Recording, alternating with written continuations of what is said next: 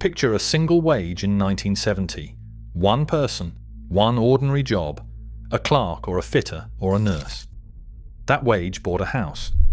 Not a grand house, but a home with a front door and a garden and a number on the gate. The average house then cost somewhere around £4,000, by most estimates roughly 3 to 4 times what a single person earned in a year. A family could run on one income, raise children, and still own the roof above their heads. Now look at the same country today.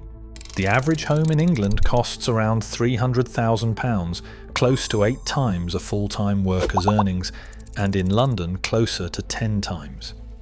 The one-wage house is gone, not lost in a fire, not swept away in a flood. Taken, sold off, priced up, and handed to whoever already had money. This is the story of how Britain killed the one-wage house and who let it happen. It did not happen overnight, and it did not happen by accident. Through the middle of the last century, Britain built homes at a pace that is hard to imagine now. Local councils put up homes by the 100,000 each year, ordinary brick houses for ordinary families, let at rents people could actually pay. In the 35 years after the war, councils built well over 4 million homes. In 1953 alone, more than 300,000 homes were completed in a single year, a figure that Harold Macmillan, then the housing minister, had pledged and delivered. He had made the promise at the Conservative Party conference in 1950 against the advice of his own civil servants, and he kept it by cutting red tape and leaning hard on local authorities to build. Whole new estates rose on the edges of towns, with parlours and indoor lavatories and hot water from a tap, luxuries that the slums of the 19th century had never offered. Families who had grown up sharing an outside privy with 4 other households now had a bathroom of their own. The New Towns Act of 1946 created places like Stevenage, Harlow and Crawley, planned from open fields to give families a clean start away from the bombed and overcrowded cities. Stevenage was the very first, designated in 1946, and its early residents arrived from the cramped streets of North London to find wide verges, schools within walking distance, and gardens front and back. Then the building slowed, and then it stopped. By the 1980s, the great wave of council building had collapsed, and by the early 2000s, councils in some years were putting up almost nothing at all.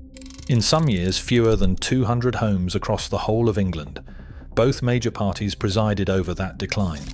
Both promised to fix it. Neither did. A country that once built homes for its own people decided, quietly, to stop.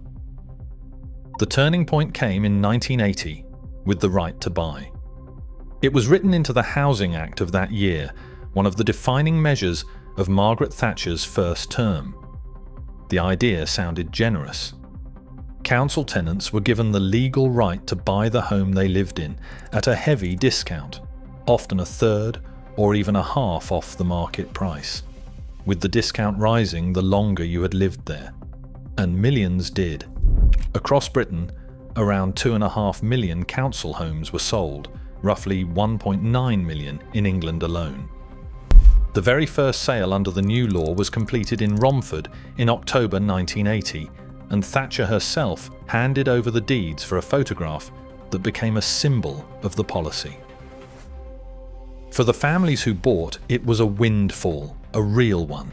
For the first time, a tenant who had paid rent for 20 years could own bricks and mortar and pass them to a child. But here is the part nobody mentioned at the dispatch box. The homes were not replaced.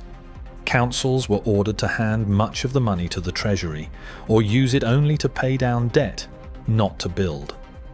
For many years they were allowed to keep only a quarter of the receipts, and even that was hedged with restrictions. So the stock shrank year after year, and it never grew back. In the late 1970s, around 30% of households in England lived in social housing. By the early 2020s, that share had fallen to roughly 1 in 6. A whole layer of secure, affordable housing was sold once and never rebuilt. The estates that survived were often the least desirable, the high flats and the hard-to-let blocks, while the houses with gardens, the ones families most wanted, went first. Anurin Bevan, who had overseen housing in the post-war Labour government, had insisted that council estates mix the well-off and the poor on the same streets. The selling off of the best houses quietly undid that vision, leaving behind the very concentrations of poverty he had tried to prevent. Follow the money, and the story turns darker still. Those discounted homes did not stay with the families who bought them. More than 4 in 10 of all homes sold under right to buy are now owned by private landlords, rented back out at full market rent. Think about what that means. A house built by the public, sold cheap to a tenant, sold on again, and now let to a family who pays a private rent for the very home their council used to own. In some London boroughs, the council has found itself leasing back former right-to-buy properties to house its own homeless families, paying a private landlord far more than it ever charged in social rent. The home did not disappear. It changed hands. And each time it changed hands, it moved a little further from the people who needed it most. One estimate put the equity given away in those discounts at around £190 billion in today's money.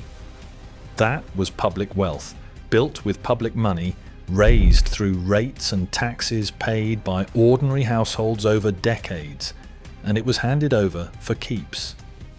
No future tenant would ever benefit from it again.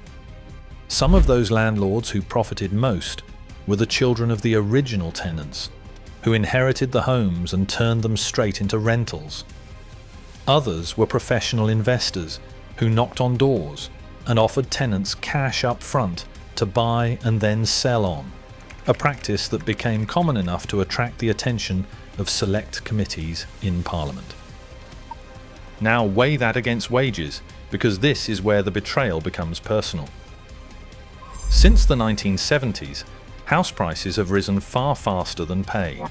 Over those decades, a home climbed in price many times over, while wages crawled up behind, never closing the gap. The distance between what a home costs and what a job pays did not narrow. It tore open. In the 1970s, a home cost roughly 4 times a single income. Today, across England, it costs nearly 8 times, and that is measured against a full-time wage, not the single modest wage that once did the job. In parts of the southeast, the ratio runs into double figures, and in pockets of London, a home can cost 12 or 14 times the local wage. The maths that built a generation of homeowners simply does not work anymore. A nurse on a starting salary, a teaching assistant, a bus driver, the very people who kept towns running, now find that no number of years of saving will close the gap, because the price climbs faster than the savings ever could. A worker who set aside 1/10 of her pay each month in 1970 might have saved a deposit in a handful of years. Today, that same diligence, the same careful 1/10 put away, would be outrun by a market that adds tens of thousands to the price of a house in a single year of rising values. Stop for a moment and notice what we have stopped saying out loud. We no longer talk about a wage buying a house, we talk about a deposit. The whole conversation has quietly shifted from owning a home to merely getting through the front gate of the market, and even that gate has been raised. The average first-time buyer deposit now sits somewhere around £70,000 to £80,000, and in London, well over £100,000. £70,000 saved out of wages while paying rent that swallows 1/3 or more of your pay. For most working people, that is not a deposit. It is a fantasy. Lenders, since the financial crisis of 2008, have demanded larger deposits and tighter checks, so the days of borrowing the full price of a home, common enough in the early 2000s, are gone. There was a time when a bank would lend 110% of a property's value, enough to cover the furniture too. The Northern Rock collapse and the credit crunch that followed swept all of that away, and with it, the easy ladder that the young had been promised. The young are now asked to produce a lump sum that their parents, on a single wage, would never have needed to find at all. Which is why the age keeps climbing. The average first-time buyer in England is now around 34 years old, up from about 32 just before the pandemic, and far higher than the late 20s that were normal a generation ago. People are buying their first home in their mid-30s, if they buy at all, and often only after years of help from parents who happened to buy when homes were cheaper. The phrase, "the bank of mum and dad," has entered ordinary speech precisely because so many purchases now depend on it, and that quietly shuts out anyone whose parents had nothing to give. By some estimates, that bank of mum and dad now ranks among the largest lenders in the country, funneling billions of pounds a year from one generation to the next, and the children of renters are left to compete against the children of owners on a field that was never level.